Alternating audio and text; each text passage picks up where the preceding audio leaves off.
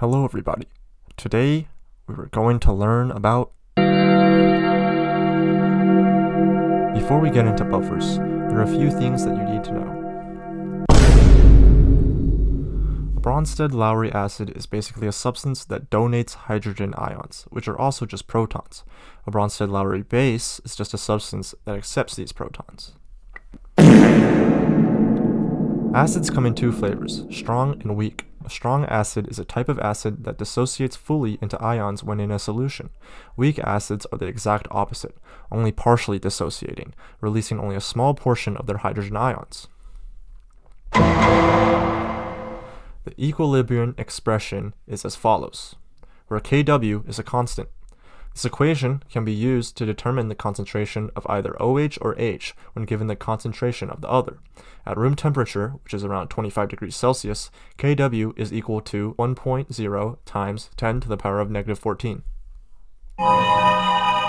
pH, also known as the power of hydrogen, measures the concentration of H+ ions within a solution. The concentration of hydrogen ions in a substance is equal to 10 to the power of the negative pH moles per liter. This means the higher the concentration, the lower the pH. This also means that each degree of pH differs by a scale factor of 10, which is important to keep in mind. Rearranging this equation gives us this. pH is equal to the negative log of the concentration of hydrogen ions. The Ka expression for weak acids is the following. This expression details the equilibrium constant of a weak acid dissociating in water. A- represents the conjugate base of the weak acid, while Ha represents the acid itself. This equation can tell us how far an acid dissociates. The higher Ka is, the more dissociation, and the stronger the acid. The Kb expression represents the equilibrium constant between a weak base and water. It is the following. BH+ is the base's conjugate acid, while B is the base itself. Like Ka, a higher Kb indicates a stronger base. Plug. In order for us to stay alive, our blood needs to be maintained at a very specific pH.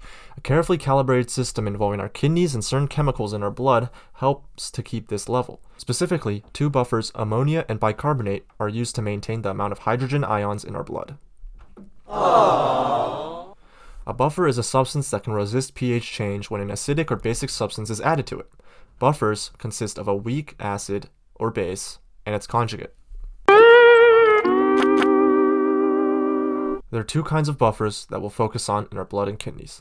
Hydrogen carbonate buffers and ammonia buffers. The primary hydrogen carbonate buffer in our blood is carbonic acid and its conjugate base bicarbonate. When hydrogen ion concentration increases, bicarbonate ions will begin to bond with them, forming carbonic acid and water. This removes hydrogen ions from the bloodstream, which is useful if the concentration is too high.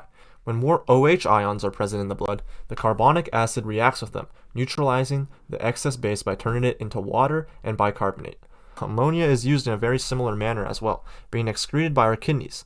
It's able to neutralize excess hydrogen ions by bonding with them to form ammonium. Excess ammonium is then removed from the body through the urine. Buffers are very important in our blood, since our cells need very specific levels of hydrogen ions to live.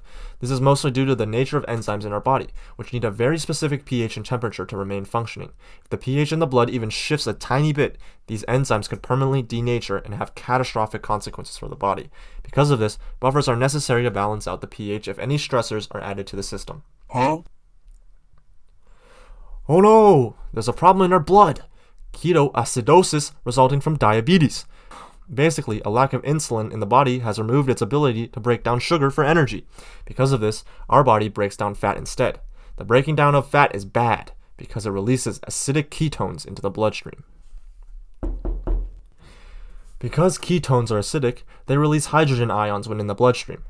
The buffer system can usually handle small amounts of change in ion concentration, but ketoacidosis releases a large amount of hydrogen ions, too much for the buffers in our blood to handle. Eventually, the bicarbonate in our blood is completely used up while ketones are still being released. Blood acidity, as mentioned before, needs to be maintained at very specific levels. Ketones in our blood, if left unmonitored, put too much strain on our buffer system and make it ineffective. This means that our blood pH cannot be effectively maintained. Even a small change in pH could lead to death as enzymes stop functioning and organs shut down. Typically, Insulin is given to those suffering from this condition. This gives the body the ability to break down sugars, decreasing the amount of ketones being produced as fat is no longer being broken down. In some extreme cases, bicarbonate is injected into the patient to neutralize the ketones. I hope you learned a lot about buffers. Thank you so much for watching this fun and cool documentary. If you like this video, please subscribe and hit the bell icon so you can get notified the next time I post a video. Don't forget to follow me on Twitter, Instagram, Facebook, Tumblr, Reddit, Strava, Vimeo, WeChat, Messenger, Telegram, TikTok, Douyin, Roblox, Fortnite, Fall Guys, Stumble Guys, and YouTube. Goodbye.